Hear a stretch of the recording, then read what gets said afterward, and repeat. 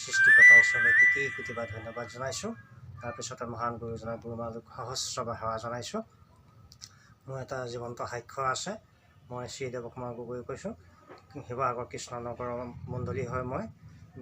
যোৱা 15 তাৰিখে পিতাই গৃহৰ পৰা পিতাই আশীৰ্বাদ কৰি যি আমলখি দিছিলে, সেই আমলখি খাই মোৰ যি মূৰঘূৰণি আৰু পেটৰ যি ৰোগ আছিলে, সেইখিনি মই সম্পূৰ্ণৰূপে সুস্থ হৈছোঁ এতিয়া বৰ্তমান। এয়ে হ'ল মোৰ জীৱন্ত সাক্ষ্য। Praise the lord.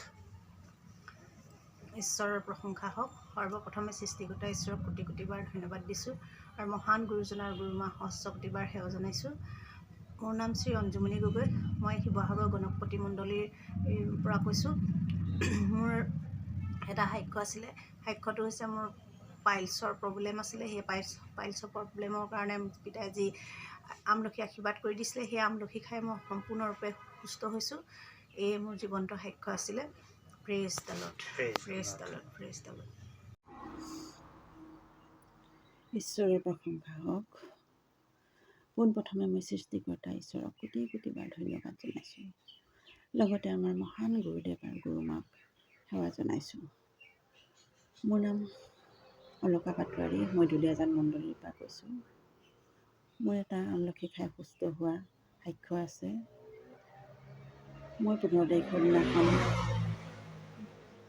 গুৰুদেৱৰ ঘৰত সকলোৰে লগত মাটিৰ কাম কৰোঁতে 4টা আমলখি পাইছিলোঁ। সেই 4টা আমলখি মই খাইছিলোঁ। লগতে গুৰুদেৱে পবিত্ৰ গৃহত যি আশীৰ্বাদ কৰি 5টা আমলখি দিছিল, সেই তাৰো এটা মই খাই যি ভৰি বিষ আছিল, সেই ভৰি বিষ পিছদিনাখন সুস্থ হৈছিল। তাৰ বাবে ঈশ্বৰক কোটি কোটিবাৰ ধন্যবাদ জনাইছোঁ আৰু আমাৰ মহান গুৰুদেৱকো ধন্যবাদ জনাইছোঁ। ভৰিৰ ওপৰত আজি 4 বছৰমানৰ আগতে এটা বইল হৈছিল।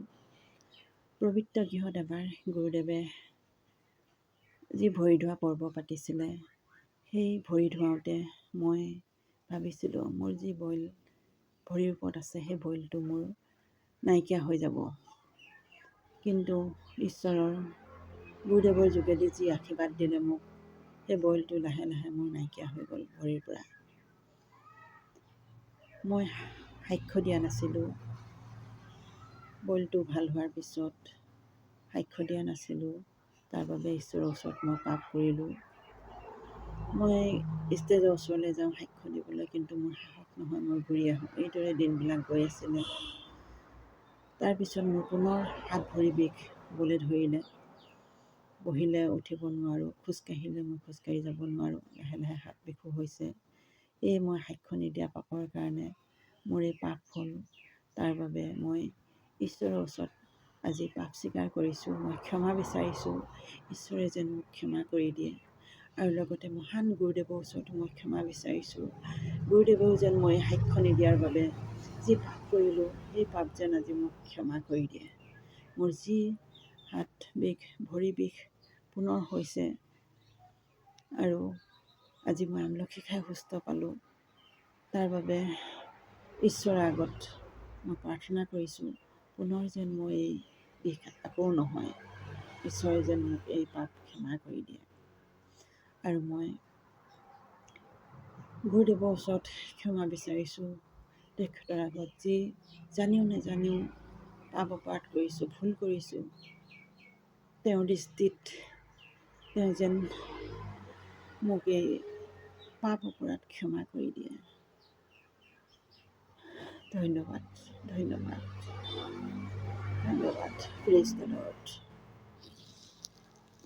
প্ৰশংসা হওক। মই পাটচাকু মণ্ডলীৰ পৰা কৈছোঁ।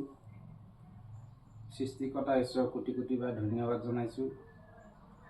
মোৰ এটা সাক্ষ্য আছিল। সাক্ষ্যটো সেই প্ৰিয় আমলখি খাই মোৰ পাইলছ ভাল হ'ল। এয়ে মোৰ সাক্ষ্য। Praise the lord. ঈশ্বৰৰ প্ৰশংসা হওক। গুৰুজনা গুৰুমাকক সেৱা শ্ৰদ্ধা প্ৰণাম জনাইছোঁ।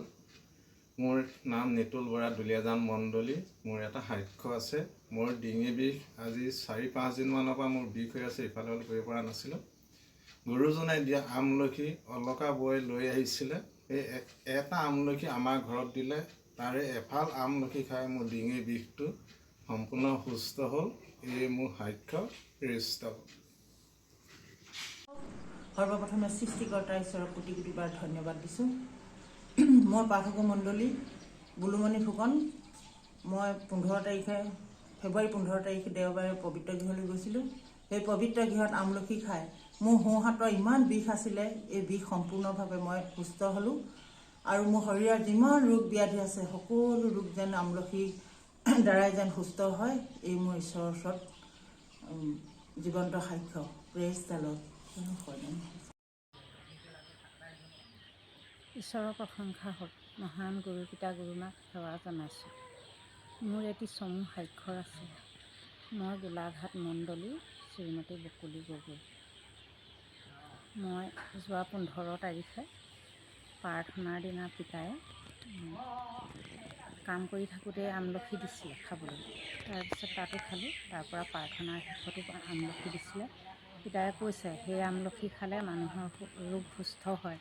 মোৰ অত্যন্ত বিষ হৈছিলে, কঁকালৰ পৰা টিকা আঁঠুলৈকে বিষ হৈছিলে। সেই বিষ মই আমলখি খাই পৰিত্ৰাণ পালোঁ। স্বাক্ষৰটো দিয়া মোৰ পলম হৈছে। পলম হ'লেও মই এইটো জীৱন্ত সাক্ষ্য। ইয়াকে কৈ মই সাক্ষ্য ইমানতে সামৰিছোঁ। Praise the lord. আমেন।